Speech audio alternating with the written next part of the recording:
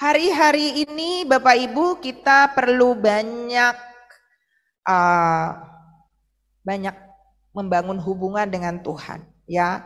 Karena situasi berubah dengan sangat cepat dan kalau kita melihat situasi, mendengar berita-berita, maka benar-benar kita sudah ada di penghujung daripada akhir zaman. Ya, akhir zaman itu adalah sebuah waktu, ya, sebuah jarak di mana ada perjalanan. Nah, bahkan Tuhan Yesus masih ada, sudah mulai berbicara tentang akhir zaman. Dan kalau kita lihat tanda-tanda hari-hari terakhir ini, maka benar-benar kita nggak boleh main-main, ya, kita nggak boleh santai, ya Bapak Ibu. Kita harus betul-betul mempersiapkan diri kita. Bahkan ada orang berpikir belum, kiamat tuh belum, ya. Tapi buat kita harus bersiap-siap karena kiamat itu bukan cuma nanti waktu Tuhan Yesus datang atau kita rapture atau Yesus menjejakkan kaki kedua kali di bumi, tapi bisa saja kiamatnya itu pribadi, ya. Artinya hidup seseorang bisa saja tiba-tiba berakhir, ya. Dan itu akhir hidupnya, itu ending, ya. Itu adalah hari terakhirnya. Nah, Saudara, pagi ini ada sebuah tema yang saya mendengar begitu banyak keluhan, begitu banyak kisah ataupun bahkan berita-berita, dan itu membuat saya juga cukup saya pengen tahu gitu loh, apa yang harus kita persiapkan, ya. Kita tahu bahwa goncangan hari-hari ini di semua lini, ya, semua sisi kehidupan, ya, sakit penyakit, COVID itu, ya, dan kemudian wabah yang sekarang, ya, puji Tuhan sudah mulai mereda. Tapi jangan euforia, jangan santai dan berpikir bahwa ini udah berlalu, kita bisa hidup semaunya. Karena semua hal akan terus mengalami kegoncangan.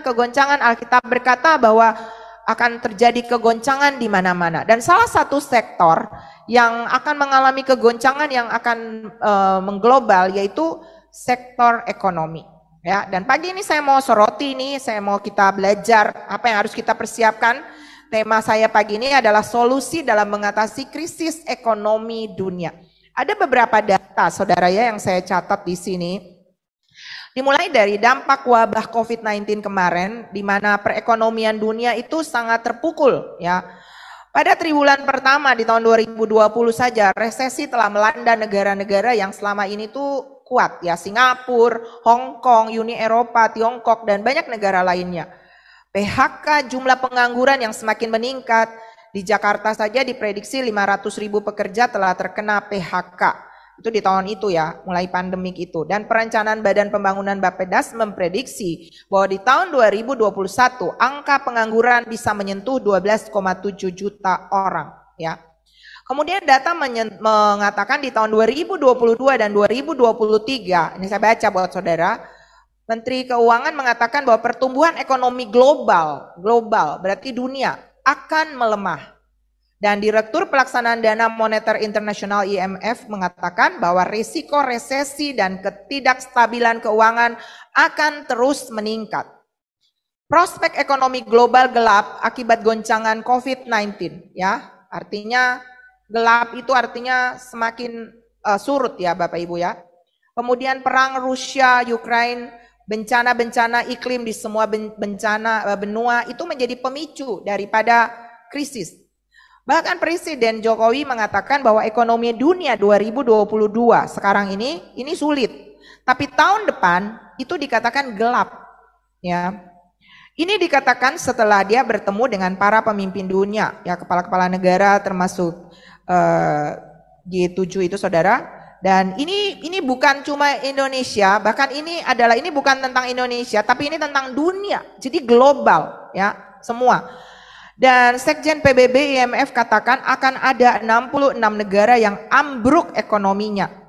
Tidak secara bersamaan, tapi bertahap. Akhirnya kini sudah ratusan juta orang di dunia yang kelaparan. 320 juta orang di dunia pada kelaparan akut dan sebagian kelaparan, ya. Kelaparan dan kelaparan akut apa bedanya? Kelaparan, ya. Tetap namanya kelaparan. Dan posisi pertumbuhan ekonomi bukan cuma dikatakan turun, tapi anjlok. Wow. Ya, Singapura, Eropa, Australia, Amerika, semuanya pertumbuhan ekonominya menurun. Sementara inflasi naik, harga-harga barang naik, dan ini kondisi yang cukup mengerikan, tutur Presiden kita. Oke. Dunia mengatakan bahwa krisis ekonomi akan datang.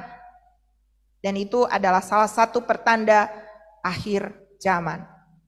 Bagaimana sikap kita sebagai orang percaya dalam menghadapi krisis ekonomi global ini?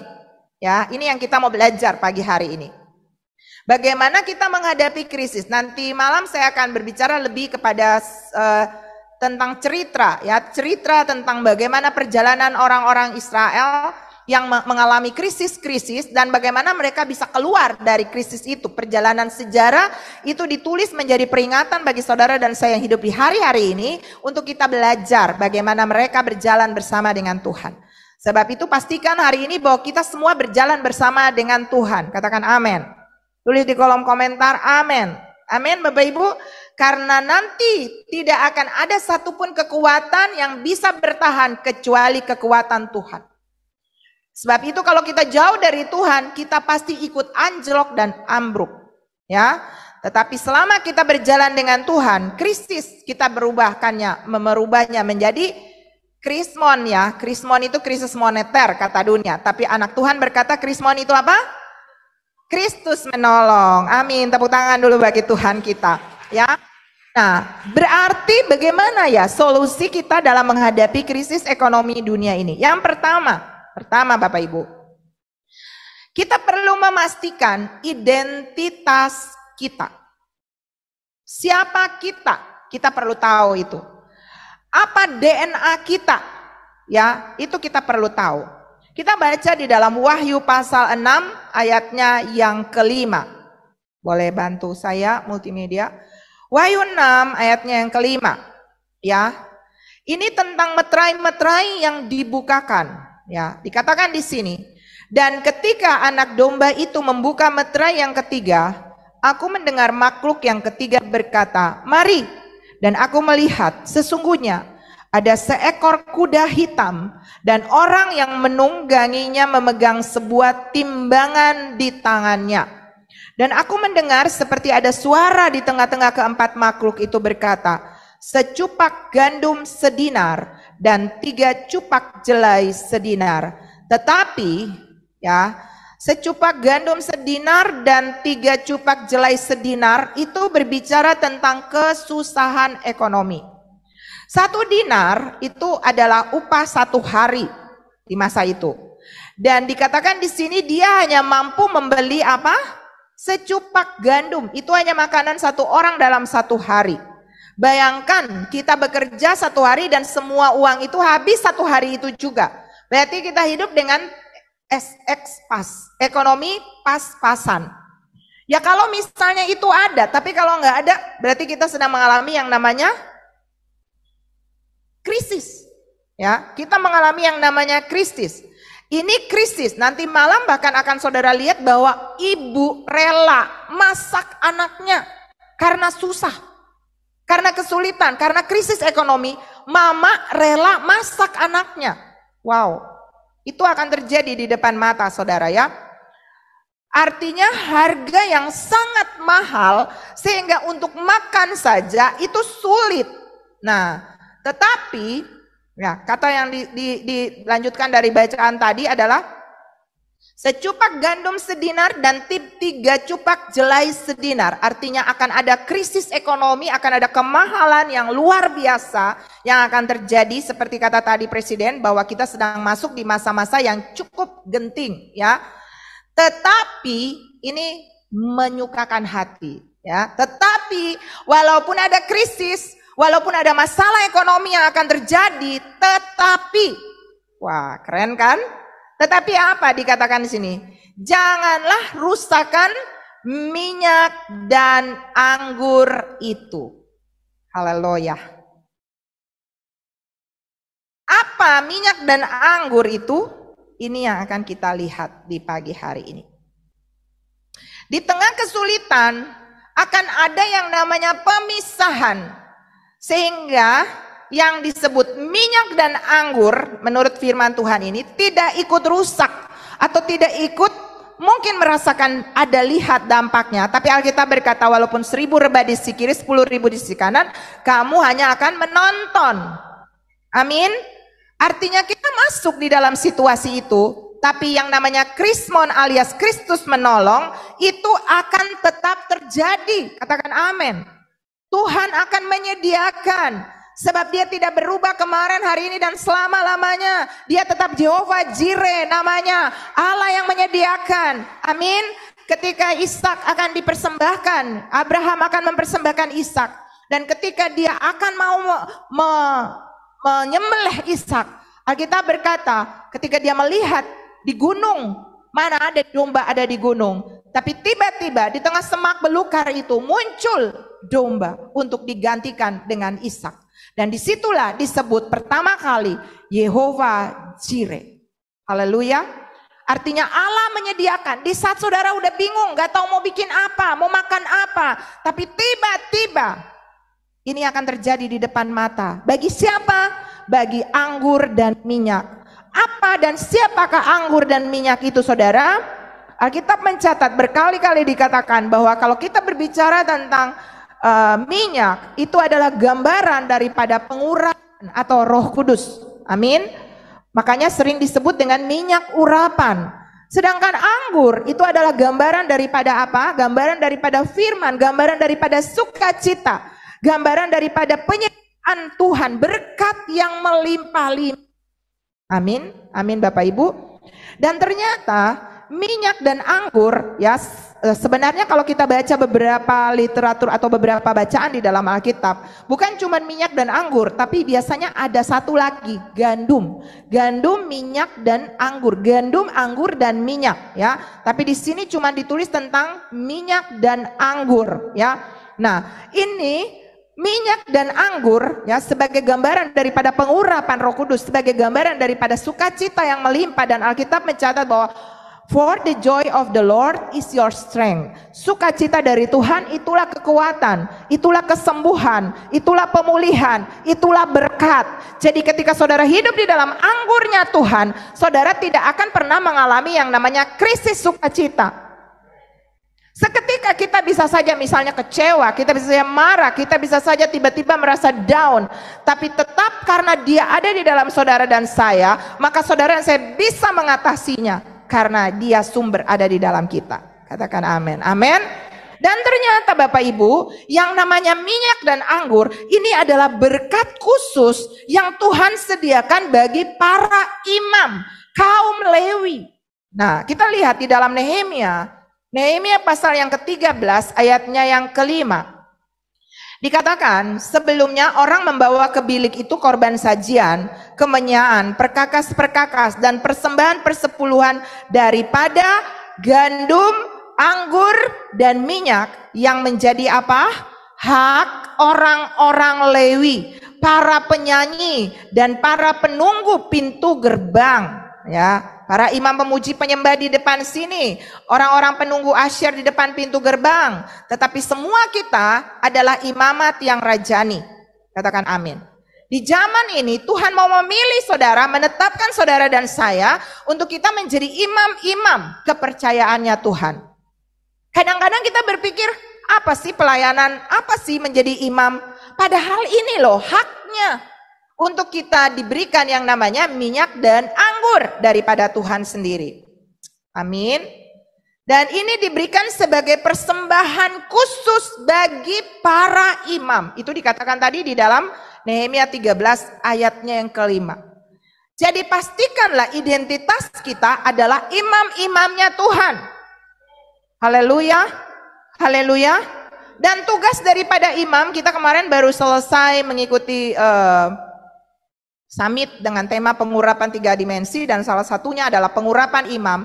Dan tugas daripada imam itu adalah selalu datang dengan persembahannya kepada Tuhan, dan itulah yang membuka pintu surga, membuat surga intervensi di dalam kehidupan pribadi, keluarga, bahkan gereja, kota dan bangsa. Haleluya.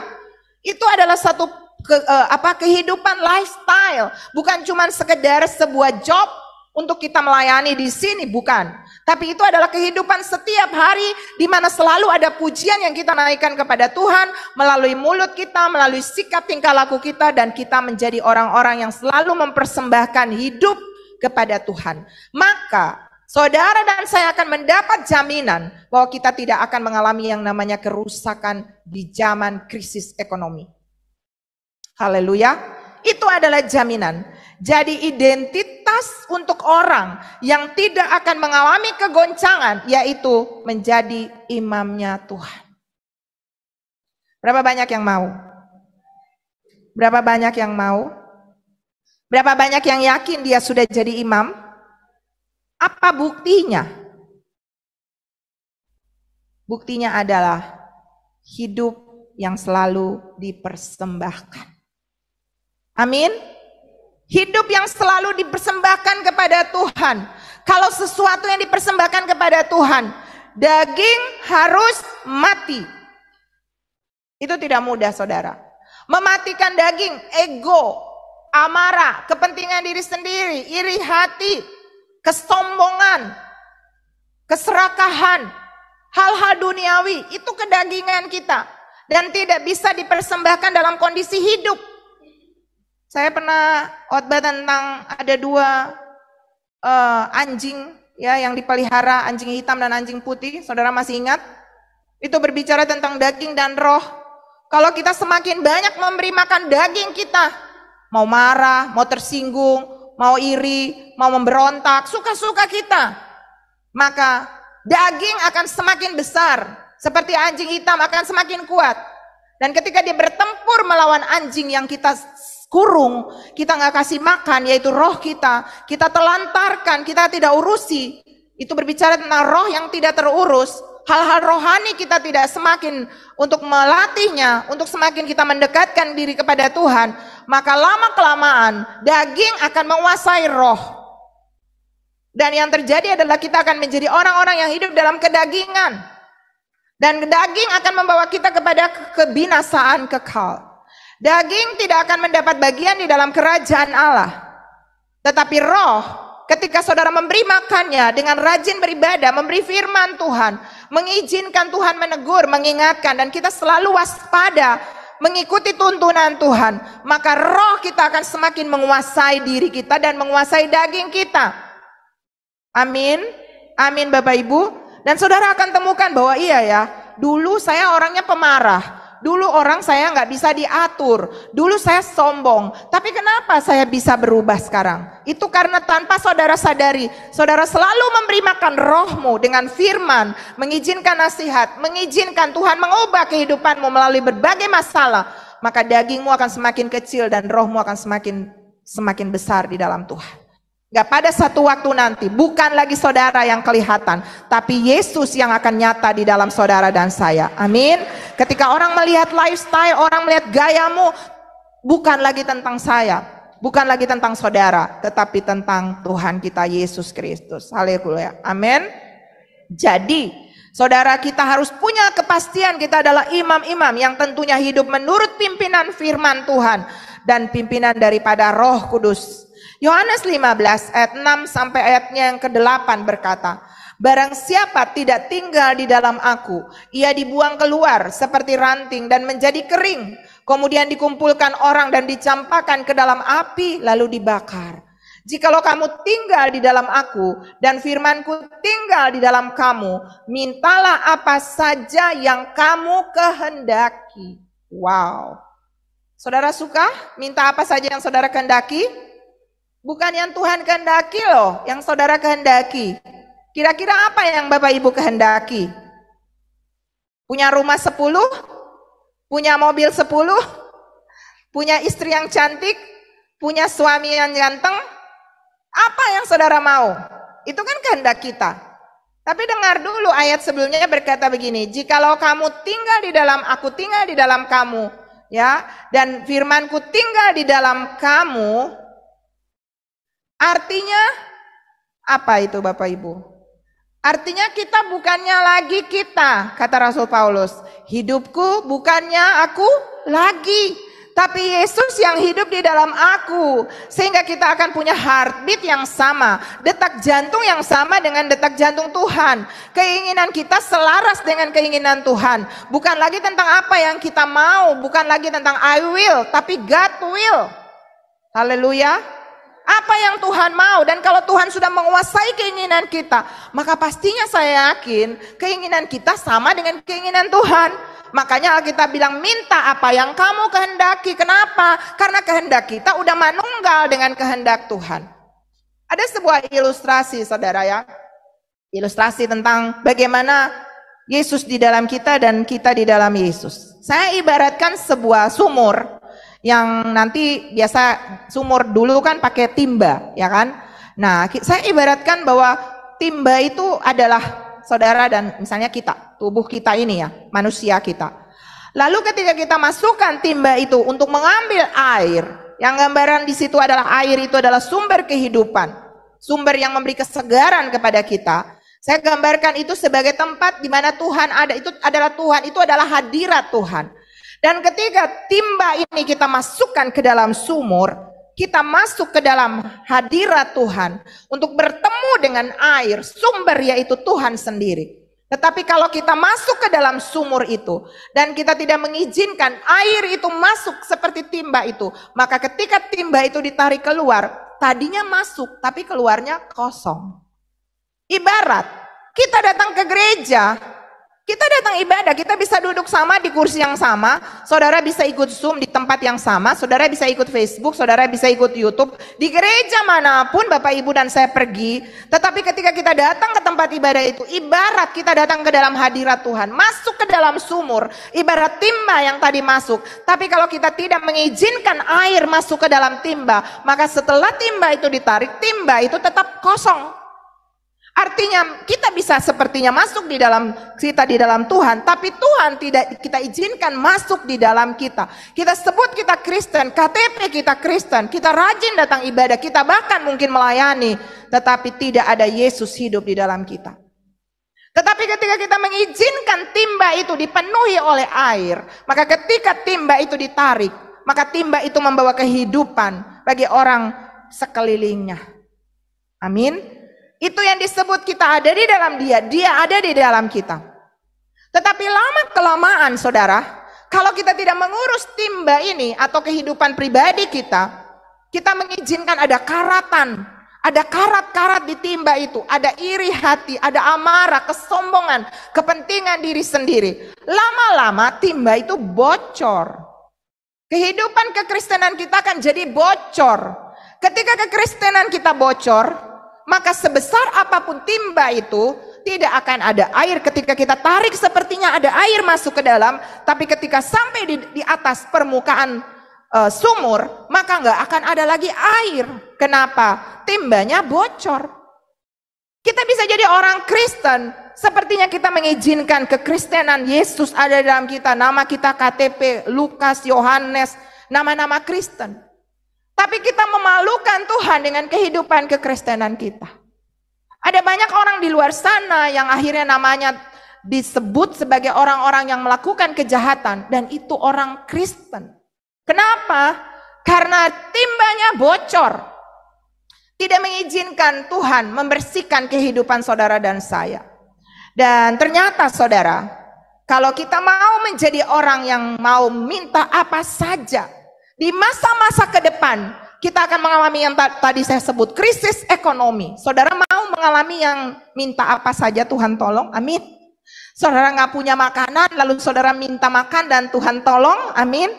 Saya punya mama, pernah kesaksian, jangankan mama saya juga pernah, waktu butuh minum susu, satu waktu anak saya itu masih kecil, kami baru pindah ke satu kota, ya.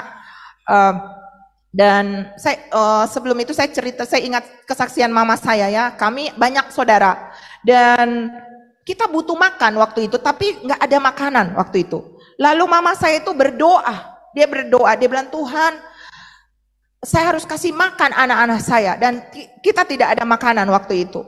Saya nggak tahu apa nggak ada uang atau bagaimana, pokoknya nggak ada lah, singkat cerita. Dan akhirnya apa yang terjadi? Tiba-tiba yang menyaksikannya itu adalah kakak saya, Ibu Paula ya, karena kita masih kecil-kecil waktu itu. Ada orang yang mengetuk pintu dan ada orang yang datang membawa satu karton barang yang di dalamnya berisi dendeng. Sudah tahu dendeng nggak sih? Daging rusak dikeringkan ya, satu karton itu berisi juga kacang merah dan itu bisa dimakan berbulan-bulan. Itu makanan enak loh saudara. Dari mana itu datang? Dari yang namanya Kingdom Supply.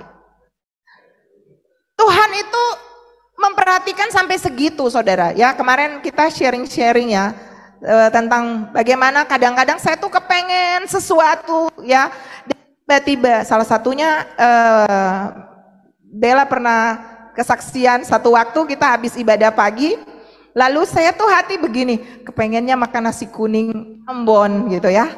Lalu anak saya juga bilang, iya mah pesen mah nasi kuning gitu, dan biasa saya telepon ke tempat jualannya. Lalu saya telepon ke tempat jualan nasi kuning ini, ketika saya telepon yang angkat Bella yang angkat.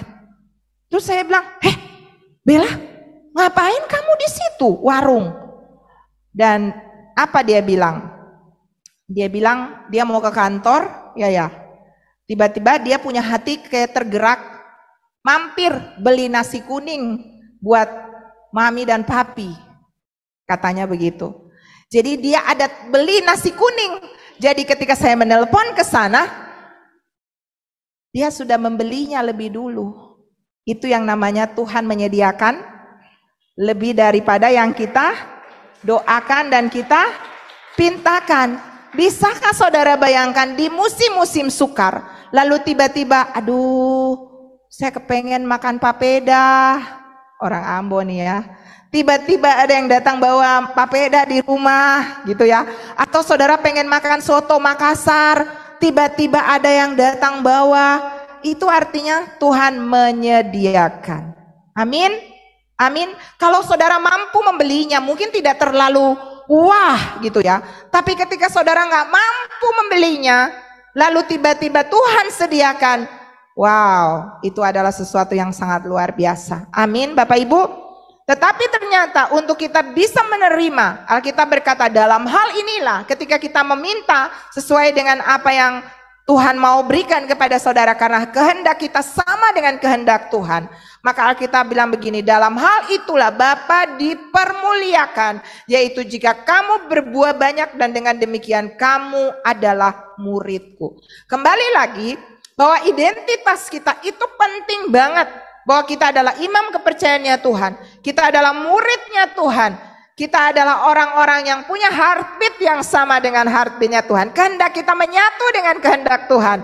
Maka apapun yang saudara dan saya butuhkan di musim-musim sukar, Tuhan pasti akan menyediakan. Haleluya. Dan cirinya adalah itu tadi.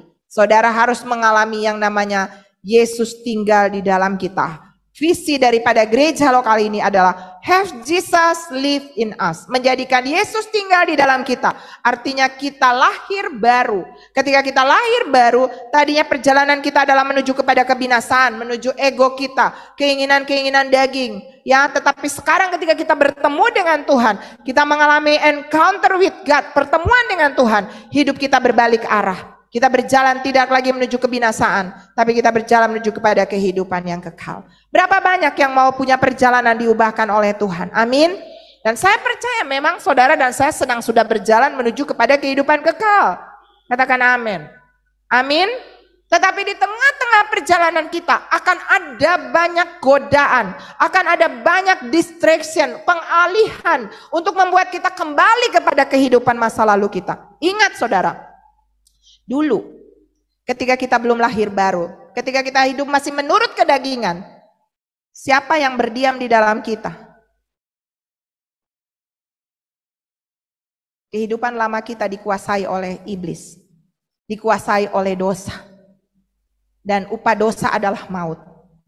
Dan setan tidak pernah lupa dengan rumah lamanya, yaitu hidup masa lalu saudara, yang dulunya hidup di dalam dosa, Setan gak pernah lupa. Ketika dia keluar, Alkitab berkata, dia pergi tidak jauh-jauh. Dia menunggu waktu yang tepat untuk apa? Kembali lagi ke rumah lamanya.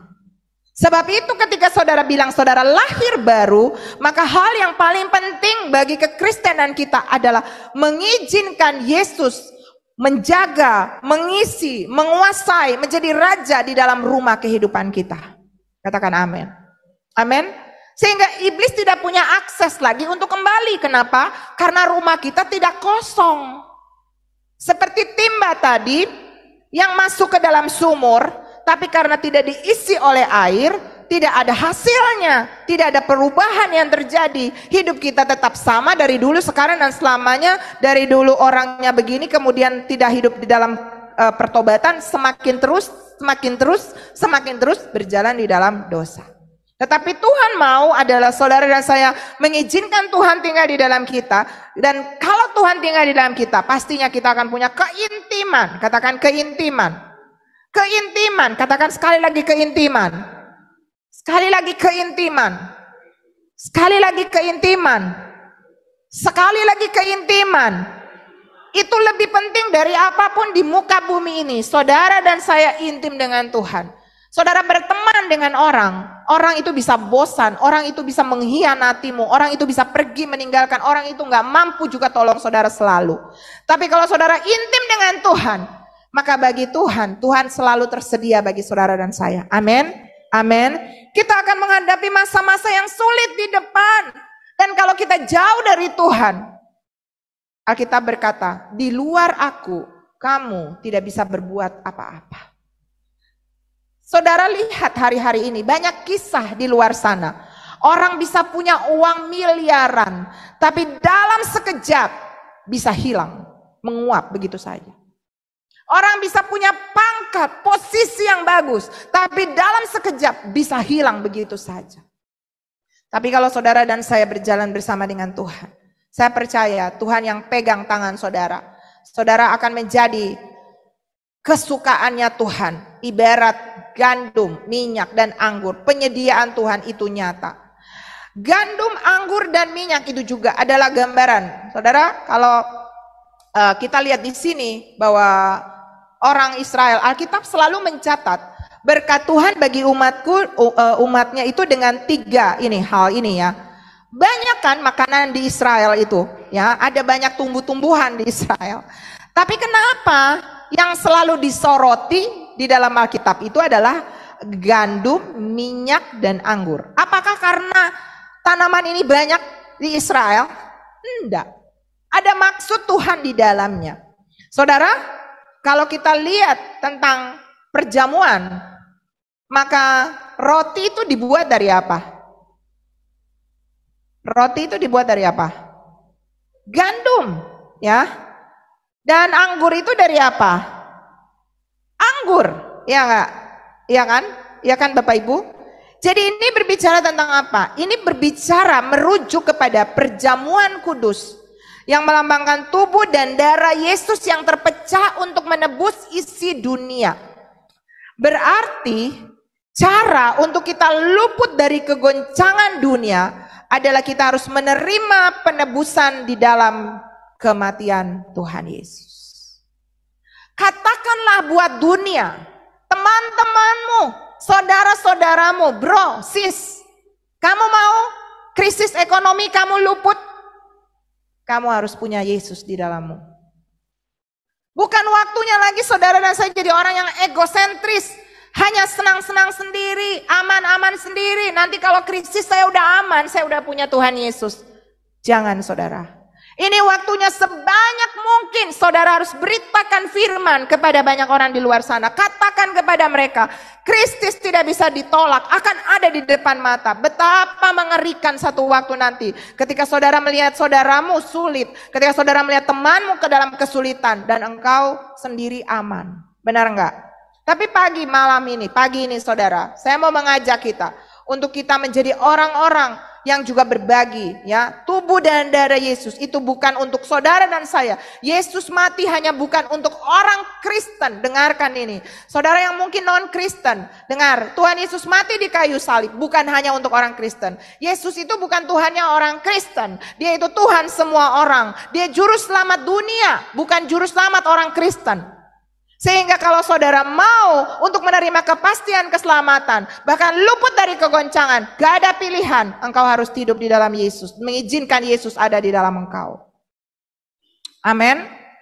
Dan ternyata saudara, ini sudah dicatat dari zaman perjanjian lama. Dikatakan, Ulangan 11, 13, 15 dikatakan, jika kamu dengan sungguh-sungguh mendengarkan perintah yang kusampaikan kepadamu pada hari ini, sehingga kamu mengasihi Tuhan Allahmu dan beribadah kepadanya dengan segenap hati dan segenap jiwa, maka ia akan memberikan hujan untuk tanahmu pada masanya, hujan awal dan hujan akhir, sehingga engkau dapat mengumpulkan gandummu, anggurmu dan minyakmu, dan ia akan memberi rumput di padang untuk hewanmu, sehingga engkau dapat makan dan menjadi kenyang. Wow.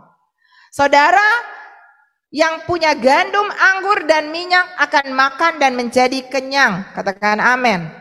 Artinya saudara akan hidup di dalam penyediaan Tuhan. Haleluya.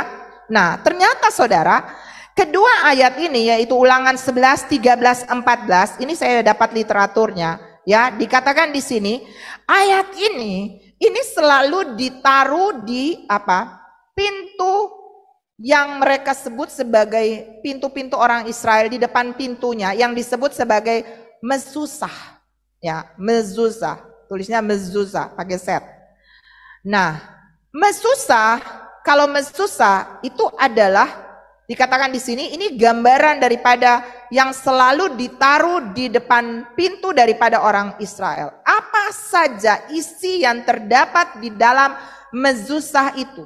Ternyata isi daripada mezuzah yang ditaruh di ambang pintu orang Israel itu, ya, yang ditulis ayatnya di sana itu adalah di dalam Ulangan 6 ayat 4 sampai 9. Ayatnya bilang begini. Dengarlah hai orang Israel, Tuhan itu Allah kita, Tuhan itu Esa.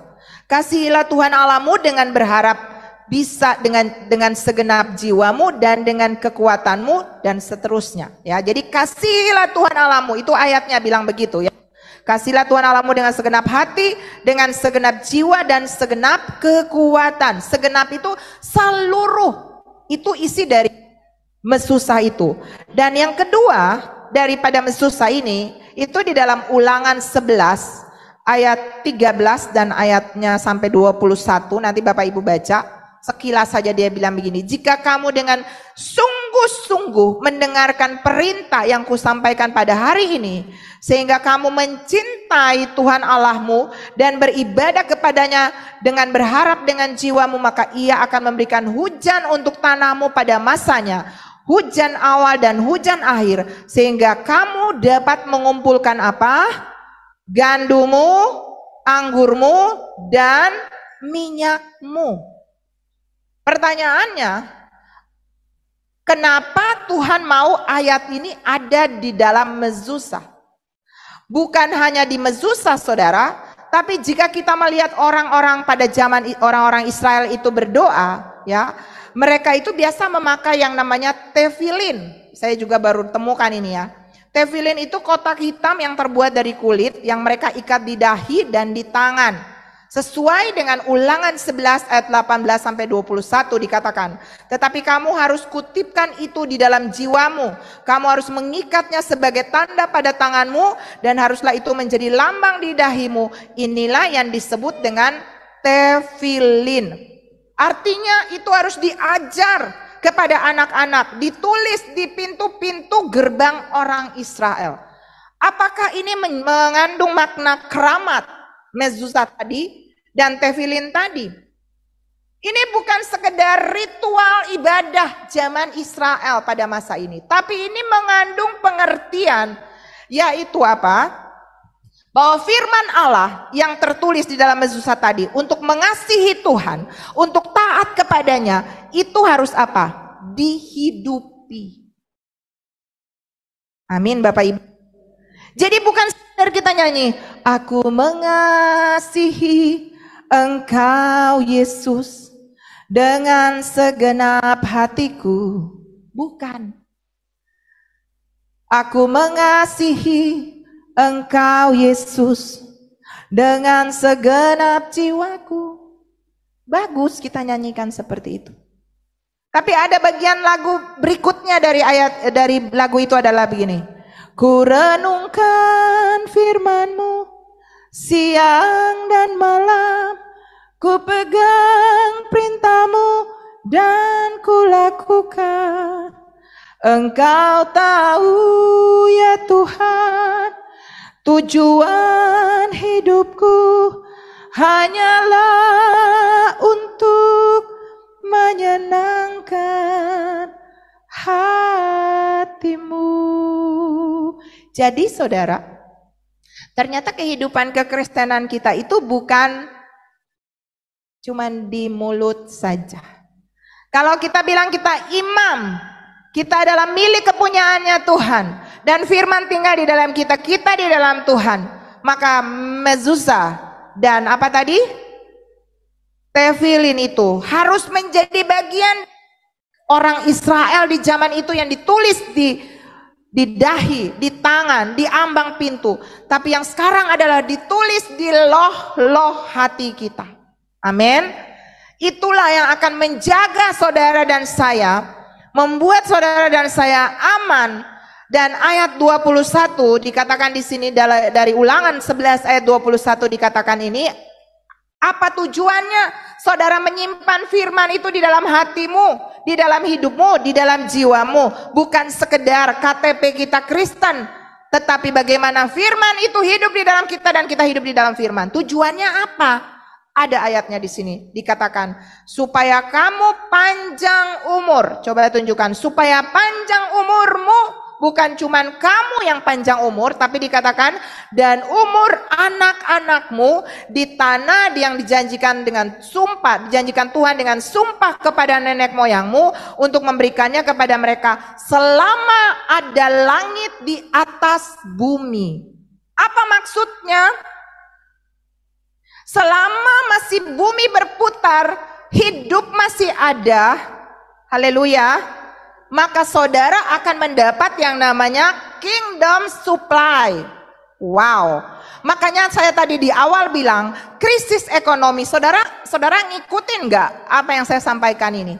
Bahwa kita akan melewati yang namanya krisis dengan tetap mendapat Yehova Jireh, penyediaan Tuhan. Ketika saudara punya identitas sebagai imam, dan ciri daripada imam itu adalah kita selalu mempersembahkan hidup kita sebagai korban di hadapannya, dan korban yang Tuhan mau adalah korban yang tidak bercacat, yaitu korban yang hidup kudus di hadapannya, tetapi daging kita harus mati. Dan ternyata Tuhan mau itu ada di hati, ditulis di loh-loh hati kita untuk kita mencintai Tuhan, bukan sekedar bernyanyi, bukan sekedar berkata-kata, tapi menghidupi cinta kepada Tuhan. Haleluya, haleluya, amin. Dan akhirnya daripada kehidupan yang dipersembahkan di hadapan Tuhan adalah ini janjinya, panjang umurmu dan anak-anakmu. Kalau saudara lihat orang panjang umur ada banyak, tapi panjang umur dengan terlilit hutang, panjang umur dengan sakit penyakit, panjang umur dengan masalah dan masalah dan masalah, bahkan minta mati karena nggak mau lagi panjang umur karena menderita. Tapi yang dijanjikan di sini saudara, dalam King James Version dia jelaskan begini, bahwa dia bilang begini, dalam bahasa Indonesia saya terjemahkan, dia bilang begini, agar hari-harimu berlipat ganda dan hari anak-anakmu di tanah yang dijanjikan Tuhan kepada nenek moyangmu untuk diberikan kepada mereka, seperti hari-hari di mana surga di atas bumi. Wow, ini keren banget, ini keren banget. Dikatakan di sini, as the days of heaven upon the earth. Artinya seperti surga di atas bumi. Surga itu kayak apa ya? Saudara tahu surga nggak? Ada yang tahu surga itu seperti apa? Ada orang di sini Ada yang tahu tidak surga itu seperti apa? Tidak ada tangisan, tidak ada ratap tangis, tidak ada duka cita. Dan itu akan terjadi dalam kehidupan kita jika kita hidup mengizinkan firman itu hidup di dalam kita. Apakah tidak ada masalah? Ada. Selama kita ada di muka bumi, selama langit ada di atas bumi, akan ada masalah. Tapi yang kabar baiknya adalah selama langit ada di atas bumi, akan tetap ada yang namanya kingdom supply. Wow, tepuk tangan bagi Tuhan kita. Akan ada kingdom supply, sekalipun krismon ada di mana-mana, sekalipun krisis akan melanda dunia.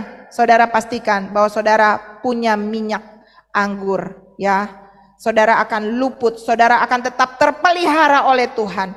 Dan jika kita adalah anak-anak Tuhan, maka saudara akan menerima yang namanya penyediaan dari Bapa kita.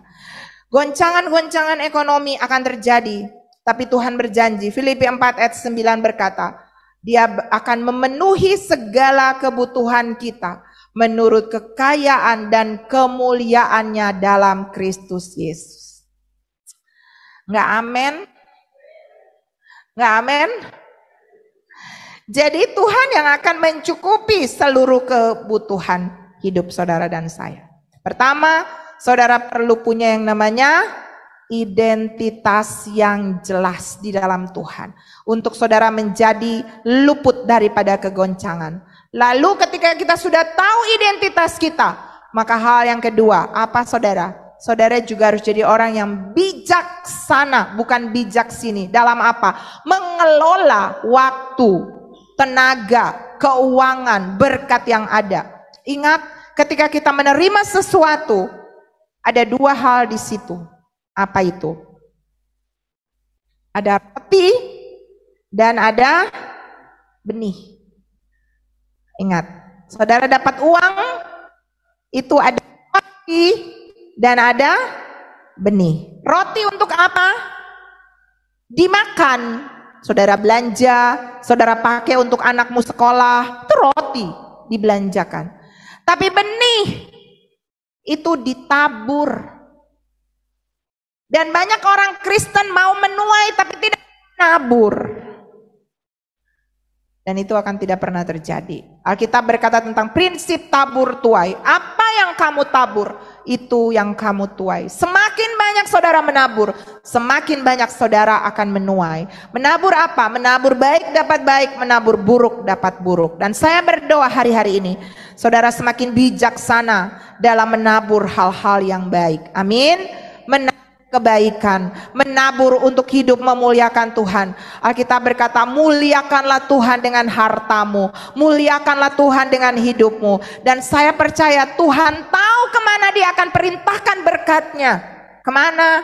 Ke tempat di mana ada unity, ada kesatuan hati. Tempat di mana hadirat Tuhan, kerendahan Tuhan, kerendahan hati ada di sana. Tuhan akan perintahkan berkat. Tempat di mana ada imam-imam yang mempercayai Tuhan, imam-imam yang mempersembahkan hidupnya kepada Tuhan. Tuhan akan memerintahkan berkat Tuhan datang ke sana. Dunia boleh krisis, masalah pasti datang. Kita tidak akan bisa menolaknya. Tapi ketika saudara punya identitas sebagai imam, sebagai anak-anak Tuhan, sebagai biji matanya Tuhan, saudara bijaksana dalam mengelola semua kepercayaan yang ada. Tuhan bilang bisa dipercaya, aku tambah lagi. Firman berkata, siapa setia dengan perkara kecil, dipercayakan perkara yang besar. Dapat hal kecil, dijadikan untuk mempermuliakan Tuhan, Tuhan bilang aku tambah lagi. Dapat sedikit, ditambah lagi. Dapat semakin banyak, ditambah lagi. Makanya Alkitab berkata tentang talenta, yang satu ditanam, diambil, dikasih kepada yang paling banyak, melabakannya. Saya berdoa, kita bukan orang-orang Kristen yang menyimpan benih atau memakan benih sekalian, tapi kita menjadi orang Kristen yang tahu untuk menabur. Dan ketika kita menabur, maka itu akan tumbuh satu waktu nanti saudara akan menuai. Mari para pemusik ada di depan sini. Saya berdoa, Alkitab akan menjadi bagian yang akan menjaga langkah-langkahmu. Ada begitu banyak tokoh-tokoh di dalam Alkitab yang mereka mengalami perbedaan ketika ada kelaparan. Contohnya Ketika di Mesir ada masalah, ada wabah, ada tulah. Tapi di Goshen ada keluputan. Kenapa? Karena di situ ada milik kepunyaan Tuhan. Pastikan pagi hari ini bahwa saudara dan saya adalah milik kepunyaan Tuhan. Saudara dibeli oleh darah Yesus. Saudara punya kepastian ada minyak. Kita adalah minyak. Urapan Tuhan ada pada kita. Ada anggur. Ya, ada Roh Kudus yang selalu menjaga langkah-langkah. Ada firman Tuhan yang mengawali langkah saudara. Maka saya percaya penyediaan Tuhan akan ada dalam kehidupan kita. Terima kasih Tuhan.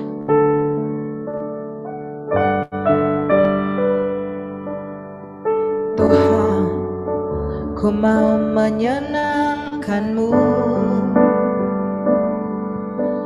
Tuhan, bentuklah hati ini jadi bejana untuk hormat-Mu. Cemerlang bagai emas murni. Tuhan, ku serahkan hatiku. Semua ku berikan padamu.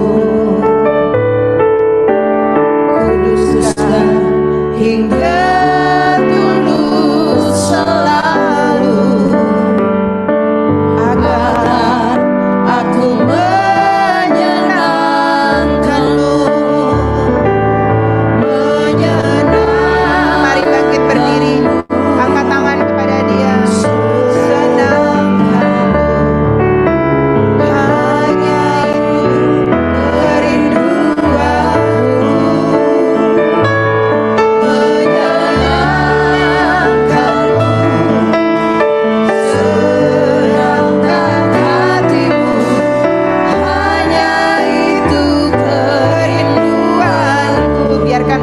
Nyanyikan pujian ini perlahan. Berapa banyak Bapak Ibu pagi hari ini saudara mau punya kepastian, bukan KTP-mu yang Kristen atau kita lahir Kristen, tapi saudara harus punya kepastian bahwa Yesus ada di dalam kita. Bukan seperti timba kosong tadi yang naik dan tidak ada isinya. Tapi pagi ini Tuhan mau masuk dalam hidup saudara.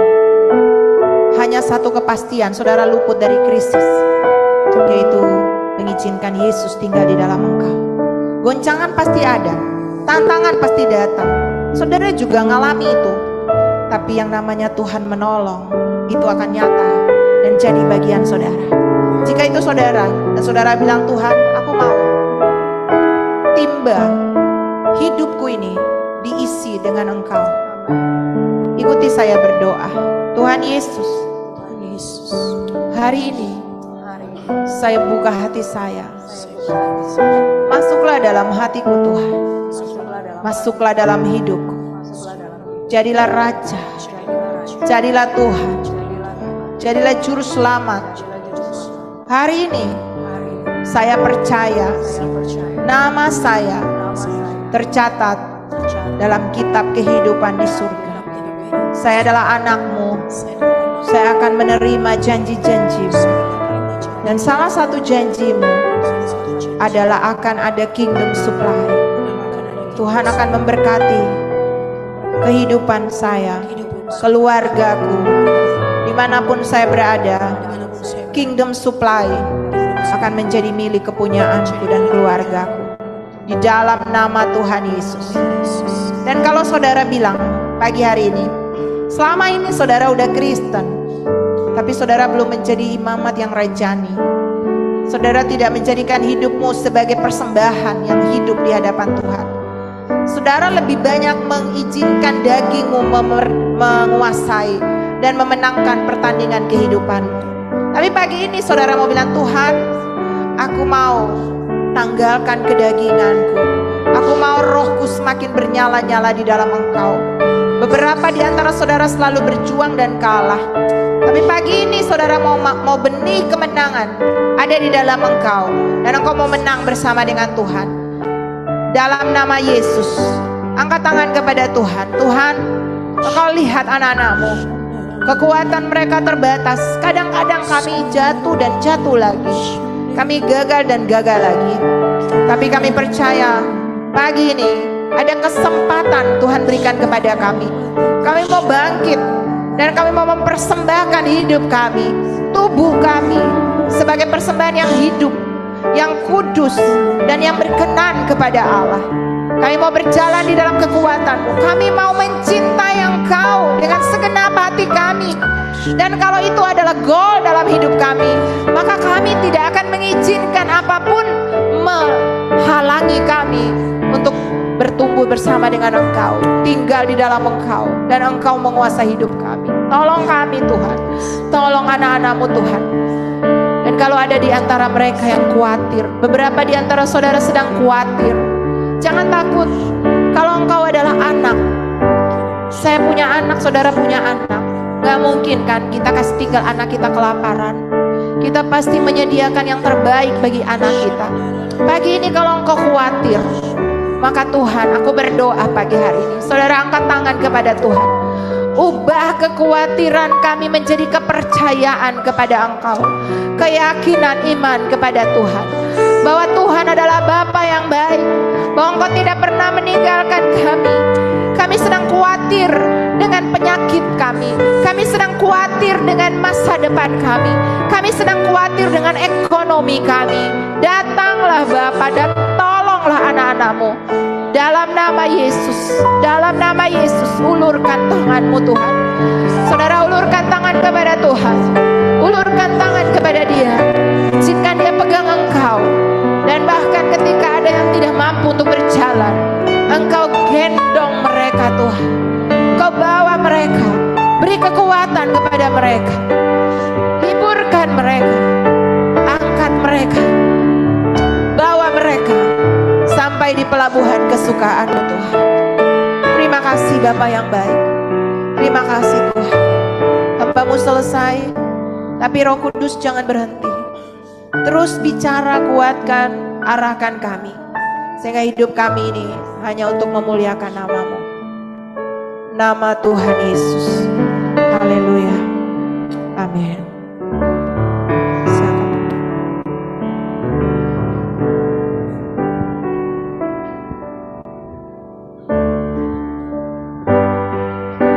Oke, puji Tuhan. Bapak Ibu, Anda diberkati Tuhan hari ini.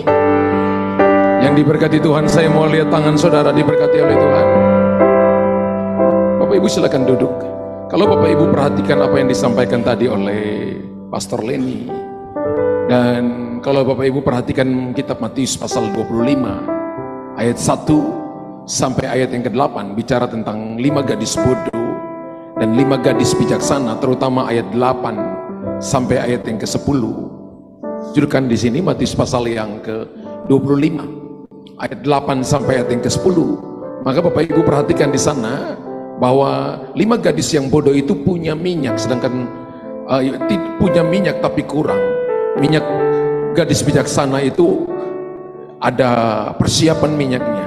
Gadis-gadis bodoh berkata kepada gadis-gadis yang bijaksana, berikanlah kepada kami sedikit dari minyakmu itu, sebab pelita kami hampir padam. Lalu ayat 8 berkata begini, ayat 8, sebab aku sendiri seorang, ayat 8, tetapi jawab, Matius 25 bukan Matius 8. Mana Matius 25? Salah 4.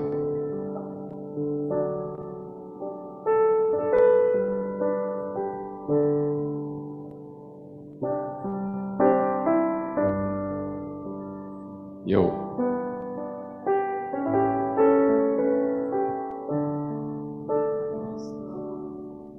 Mana multimedia?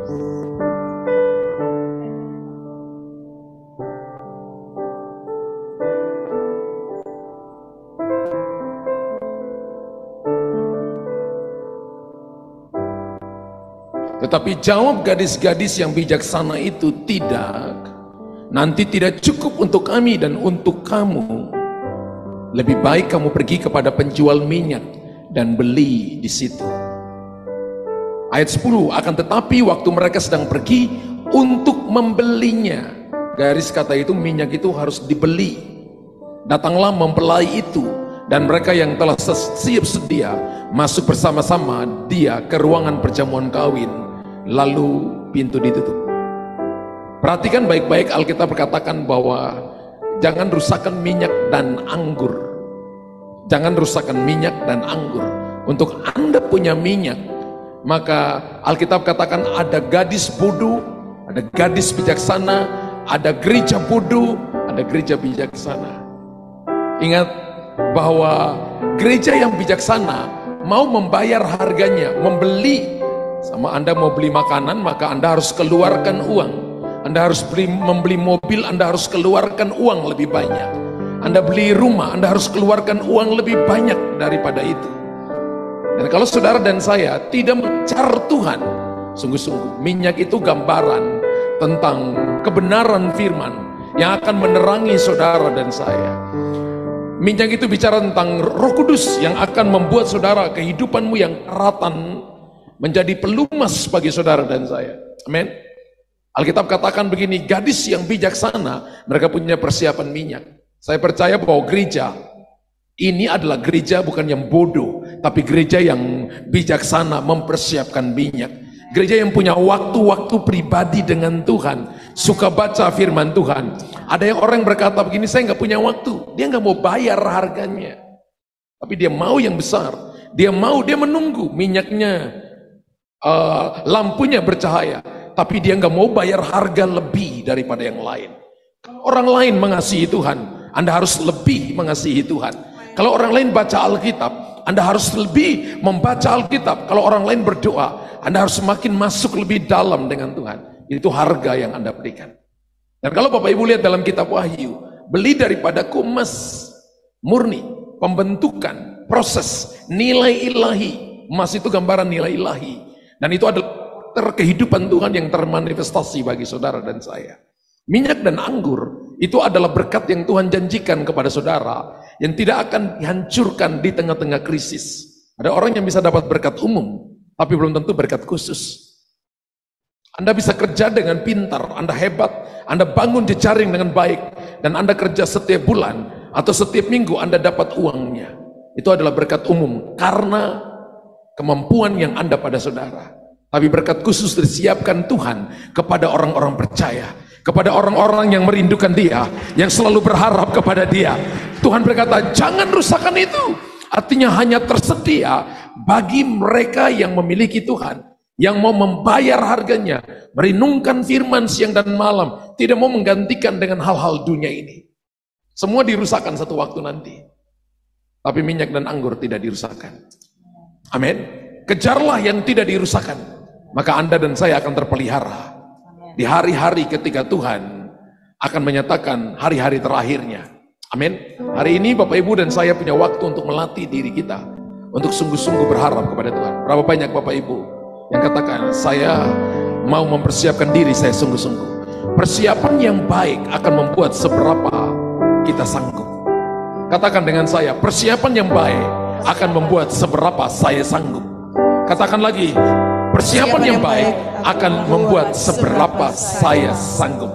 Siapkan minyak Anda, dan Anda akan menikmati segala yang terbaik dari janji-janji Tuhan. Haleluya. Bapa di sorga, hamba berdoa di siang hari ini, firman-Mu sudah diinfuskan kepada mereka, dan aku percaya firman-Mu tidak akan pernah kembali dengan sia-sia. Aku percaya bahwa firman-Mu ya dan amin, dan aku percaya bahwa firman-Mu adalah kehidupan. Tuhan, hamba berdoa di siang hari ini, biarlah kami mau mengasihi Tuhan lebih, tidak mau cuma sama rata, tapi kami mau lakukan seperti Yohanes. Kalau 11 murid mengasihi Tuhan, Yohanes lebih mengasihi Tuhan. Kami mau mengasihi Tuhan, kami mau bersandar pada dadamu dan mendengarkan atang detak jantungmu, mendengarkan akan firman kehidupan, firman yang akan membuat kami akan tetap aman di tengah-tengah masa kritis, masa krisis, masa-masa yang tidak mengenakan. Tapi Tuhan, kami percaya Engkau sanggup mengubah padang gurun menjadi kebun buah-buahan, dan Engkau sanggup mengubah padang belantara menjadi sumber mata air. Hamba berdoa in the name of Jesus, dalam nama Yesus, anugerah Tuhan turun bagi kami semua. pagi hari ini. Dalam nama Yesus kami berdoa, haleluya, amin. Boleh tepuk tangan bagi Tuhan.